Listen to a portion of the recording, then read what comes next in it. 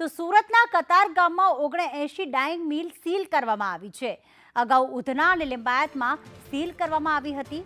ઉધના અને લિંબાયતમાં કુલ 136 જેટલી ડાઇંગ મિલ સીલ કરાઈ હતી। તપેલા ડાઇંગ મિલોને નોટિસ આપી સીલ કરવામાં આવી છે। બેદરકાર યુનિટ સંચાલકો સામે કડક કાર્યવાહી। ગેરકાયદેસર રીતે ડ્રેનેજ કનેક્શનમાં પાઇપલાઇન નાખી દેવામાં આવી। પાઇપલાઇન મારફતે કેમિકલયુક્ત પાણી છોડવામાં આવતા હતા, જેના જ કારણે આ ડાઇંગ મિલને નોટિસ આપી સીલ કરવામાં આવી છે।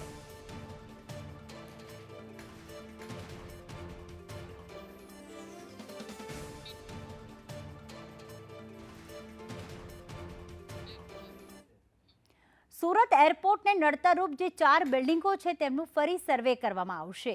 પ્રમુખ અને બિલ્ડરોને સર્વેમાં સાથે રાખવામાં આવશે। નડતરરૂપ ભાગ બિલ્ડિંગ કમિટીએ જાતે જ તોડવો પડશે। 22 જુલાઈએ એરપોર્ટને નડતરરૂપ બિલ્ડિંગનો સર્વે થશે। પ્લેન ક્રેશ દુર્ઘટના બાદ નડતરરૂપ બિલ્ડિંગોનો વિવાદ વધ્યો છે અને અગાઉ પણ સુરતમાં 4 જેટલી બિલ્ડિંગોનો સર્વે કરવામાં આવ્યો હતો અને હવે ફરી સર્વે કરીને તેને તોડવાની કાર્યવાહી પણ કરવામાં આવશે।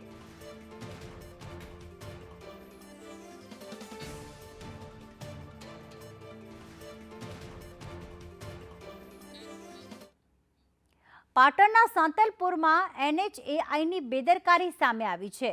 ખુલ્લી ગટરમાં બાળક ખાબક્યા બાદ પણ તંત્ર હજુ ઘોર નિંદ્રામાં છે। નેશનલ હાઈવે 27ની બાજુમાં ખુલ્લી ગટર હતી, જેમાં ગૌવંશ ખાબક્યું હતું। થોડા દિવસ અગાઉ આ જ ખુલ્લી ગટરમાં એક બાળક ખાબક્યું હતું। આવી ખુલ્લી ગટરો જીવલેણ સાબિત થઈ શકે છે।